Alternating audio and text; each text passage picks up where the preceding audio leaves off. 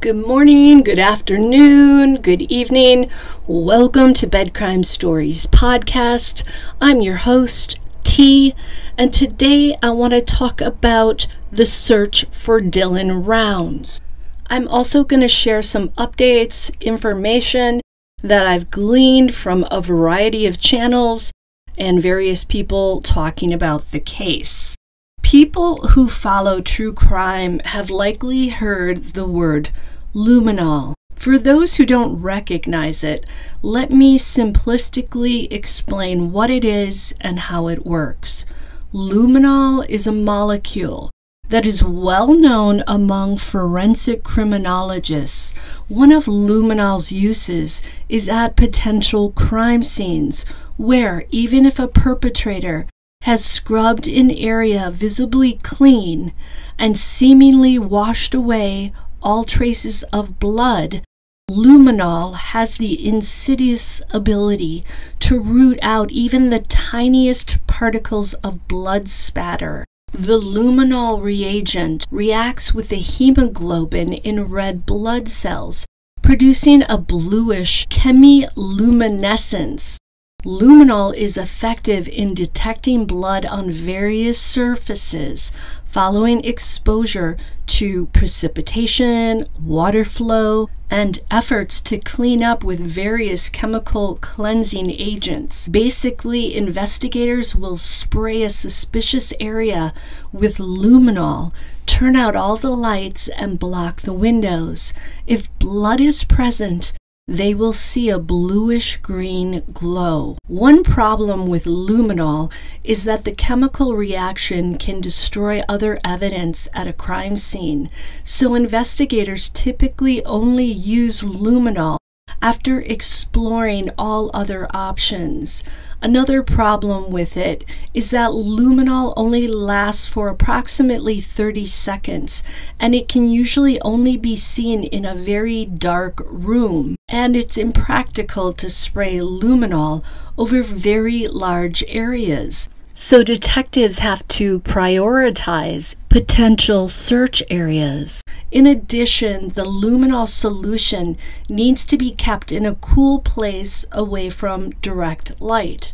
Another issue with luminol is that it can react and create the blue glow when it comes in contact with other items, such as household bleach and copper. All of this needs to be factored in as well. Now, there is a new blood visualizing agent that's now available to forensic investigators. It's called Blue Star Forensic. Blue Star is based on luminol, but it has eliminated some of the inconveniences associated with luminol alone. Things like the luminol solution needing to be kept in a cool place, away from light, and its brief lifespan. So maybe Blue Star Forensic will prove useful in Dylan's case. You can see and film the reaction from Blue Star Forensic outside with a night vision camera. This Blue Star formula was created by a professor of biochemistry named Loïc Blum out of the University of Claude Bernard, Lyon in France. I speak French and love all things in France, so anytime I can sing about a French person's achievements, I'm thrilled to do so. But back to luminol for a second. I was hoping that investigators working on Dylan Rounds' case could spray luminol all over that entire grain shed area. And I think it may be a possibility, maybe not all over it. They have to be careful, because if there's only a small amount of blood evidence there, spraying luminol on it can dilute the blood, making it hard to get DNA samples from it. Now, as for the outdoor setting of this crime and the ability to use luminol or Blue Star there, and note that I truly believe that whatever happened to Dylan went down outside in an outside setting. So let's run with that idea just for speculation's sake. If Dylan bled in the desert somewhere, either at the grain shed or elsewhere? Can investigators use luminol to look for blood evidence? Well, I found a scientific paper on the Advanced Scientific Computing Research.org website about a luminol study that was conducted over an 8-year period in an outdoor setting where blood was integrated into soil. Here's how the study was conducted. At the start of the experiment, the authors poured 500 milliliters of neat horseblood into 6 testing grids on a hilltop. Note that 500 milliliters equates to a little more than 2 cups. The testing grids were blocked off at the Highlands Ranch Law Enforcement Training Facility in Douglas County, Colorado. This study was originally expected to only last for 24 months. However, because the luminol testing at the 2-year point still detected blood in the soil, the authors decided to continue the study. The study went on for a total of 8 years, and each year, luminol on the soil detected traces of the horse blood. The authors of the study would go back to the experiment site year after year, and they would remove the top soil that had accumulated and apply luminol once again. Sure enough, year after year, the luminol reacted with the horse blood and the soil glowed blue at night. I would love to see the investigators on Dylan's case target areas at the grain shed property and suspicious areas near where Dylan Round's cell phone last pinged. I know that last area features a 15.4-mile radius, but there may be disturbances on parts of that land that look suspicious. Maybe they could begin with a meticulous grid search throughout the 15.4-mile area and see what they find. In my opinion, the cell phone pinging there at 2:41 p.m. on the Saturday Dylan vanished points once again to a perpetrator who isn't 100% savvy. At least he's not savvy about cell phones and the need to turn them off when you're hiding a body. This person may have found a hard-to-spot dumping ground, but he or she did not have the foresight to either turn Dylan's phone off. Either way, Dylan's phone was on and working until 2:41 p.m. on that Saturday. What's really dismal to me at this point is that some true crime voices from law enforcement, specifically Mike King of Profiling Evil, well, he's not optimistic when it comes to the prospect of Dylan's body being found. King was not very confident that Dylan could ever be located. It sounds like unearthing Dylan in the vast desert in Lucin and Montello is going to require nothing short of a miracle. Now, Mike King said this while he was appearing on Duty Ron's show. Note that Dylan's mother, Candace Cooley, was also on the panel, and I wondered how she felt hearing such dire predictions about her son and her son not being found. It seemed rather insensitive to me that King would express that with her listening on, but then again, Candace appears to be a tough cookie, and she has made it clear that she knows something bad happened to her son, something that most likely means that Dylan's no longer breathing. Candace later said on that same show that she will never give up looking for Dylan and getting answers. And that's what a parent who loves their child and who has nothing to do with his or her child's disappearance does. Compare Candace Cooley to another Candace we unfortunately know, and that would be Candace Bly, Summer Wells' mother. Poor Summer is missing, and her mother has done pretty much nothing to look for her or to keep her name out in the news. Such a vast divide between Candace Cooley and Candace Bly.